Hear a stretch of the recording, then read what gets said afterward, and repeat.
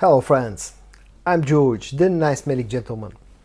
Welcome back to my channel guys. I hope that all of you are doing good. Now 2023 is almost over. We've got a couple of weeks left until the end of the year, and I wanted to do a few videos where I summarize my fragrance year.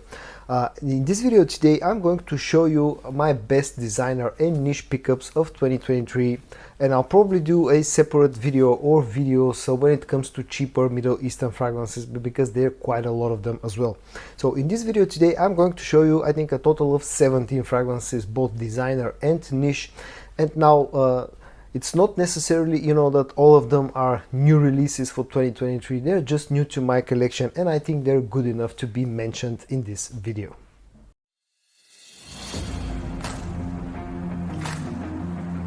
Now I won't go into too much details about each and every fragrance, because otherwise the video will get just too long and too boring in my opinion. So I'll just quickly go over the 17 fragrances that I've prepared for this video.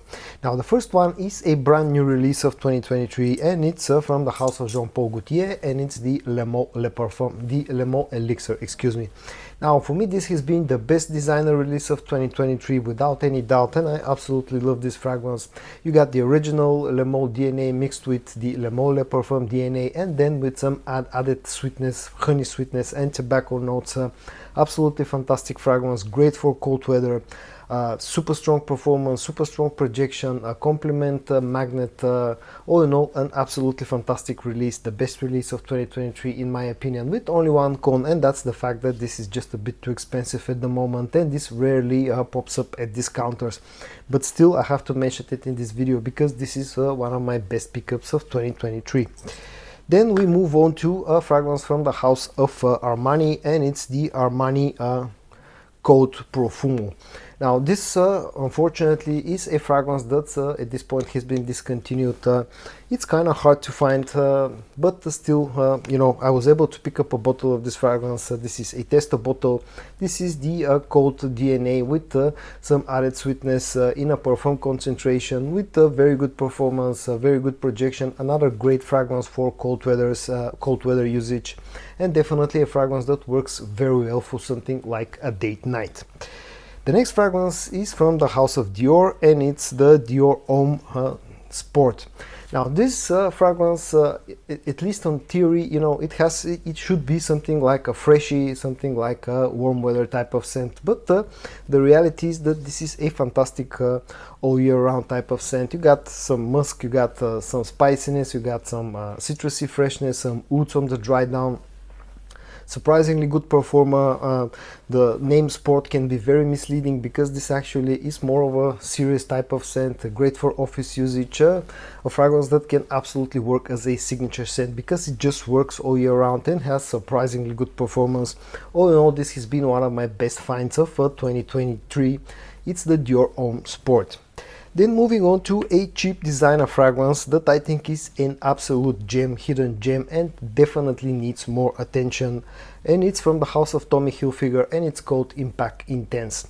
This is a very interesting fragrance, a very oudy, sort of a dry type of scent with some spices, lots of ouds, amber sweetness in here.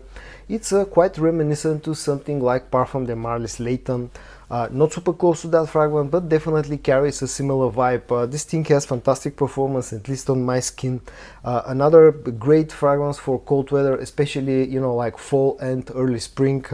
All in all, and it's dirty cheap, the best thing out of all. And all in all, I really think that this fragrance deserves more attention for what it can offer. The Tommy Hilfiger Impact Intense. The next one is going to be from the house of Philipp, Plein, and it's called No Limits.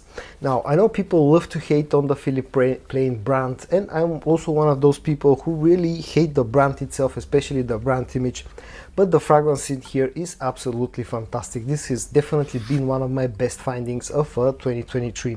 It's leathery, it's sweet, it's spicy, it's oudy, super sexy smell with fantastic performance and fantastic projection, and especially, you know, when you find a deal on this one like I did with a tester bottle, this can be dirty cheap for what it can offer. It really has almost a niche type of scent, and all in all I think really deserves more attention and less hate, despite of the you know, the hateful type of brand image that Philipp Plein has. The next one is from the house of Yves Saint Laurent, and it's the YSL La Nuit Bleu Electrique. Now this is a fragrance that has received a lot of hype, and for a very good reason, and it's also one of those type of fragrances that can be really elusive to find. Now there are lots of rumors that this has been discontinued. I don't know if they're true or not. My particular bottle is, the batch on my bottle is from December of 2022, so at least by the end of 2022 this was not discontinued, despite the rumors at that point that it was. It takes the you know, the original La Nuit DNA, but adds a bit of freshness, makes it a little bit more modern, a little bit more useful, also adds a bit of performance, especially compared to modern batches of YSL La Nuit and all in all, Bleu Electrique is really a nice fragrance. And speaking of La Nuit I will also feature the original La Nuit in this video, but for one main reason, and that's the fact that I was able to get my hands on a very early bottle. It's not the original formulation, this is the first reformulation, but still this is one of the, you know, it's like a vintage bottle of La Nuit It has better performance than the current formulations, slightly different smell, and I was lucky enough to get my hands on a 150 milliliter bottle that a 200 milliliter bottle that has about 150 milliliter of juice left inside for a very decent price, and this was one of my best pickups of 2023 so far. The next fragrance that I'm going to talk about briefly is of course Gucci Intense Oud. This is an oud theme centered fragrance done by a famous designer house. You've got oud, you've got incense, you've got leather, you've got amber, very dark, very mysterious type of scent, very manly, and at the same time, you know, quite sexy. Another fragrance that was quite elusive for me to find, you know, especially for a decent price, but about a month and a half ago I was finally able to get my hands on a bottle of Gucci Intense Oud. Another dark, sexy and mysterious fragrance that unfortunately has been discontinued at this point is the Prada Amber Pour Homme Intense. Again, I was super lucky to find a full bottle of this fragrance for a very reasonable price. This is a very dark and mysterious scent done you know, exceptionally well by the guys from Prada, and as I said, this is a super, like a masterpiece that unfortunately has been discontinued, but now I can proudly say that I have a bottle of this fragrance in my collection. Another fragrance that unfortunately has been discontinued at this point, it's very hard to find, that I was able to add to my collection, is from Nikos, and it's Sculpture Homme God's Night. Now this is your probably your best bet at getting a good clone of Gucci's Pour Homme 2. Like with the original fragrance that this copies, again, as I said, this is discontinued, very hard to find, but you know, I was lucky enough to find somebody who was selling a full bottle of this one. I don't have the original, but at least I have the next best thing in my collection now. And the last designer fragrance that I'm going to talk about in this video is of course Dior Homme Parfum. Now I've had this for quite a long time, but this year I was able to add two backup bottles to my collection of this absolute masterpiece. I bought one of the bottles thanks to a friend of mine from the Dior's official site in Netherlands, and then I also found a bottle of Dior's Homme Parfum on a duty-free shop at an airport, and that second bottle I found it for less than 100 euros, which I think is an absolute steal, you know, at that price point. Dior Homme Parfum is my all-time favorite scent, and now I can safely say that I'm stocked up with enough bottles to last me a lifetime. And now let's move on to some niche scents. The first one that I'm going to talk about is Rosendo Mateu N5. An absolute masterpiece, a great vanilla fragrance that has a nice amount of incense, some oud, some musk, super sexy fragrance with great performance, and also a perfectly unisex scent profile that can work for both genders without any problem, and this is a real masterpiece in my opinion, and I'm happy to say that I've added this to my collection. The next one comes from the house of Essential Parfums and is Bois Imperial.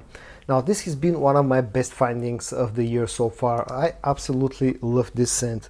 You know, it's woody, it's spicy, it's slightly fresh, slightly sweet, an absolute masterpiece, and a super versatile and unique smelling fragrance that can work for anybody all year round. It's definitely you know, worthy of being a signature scent.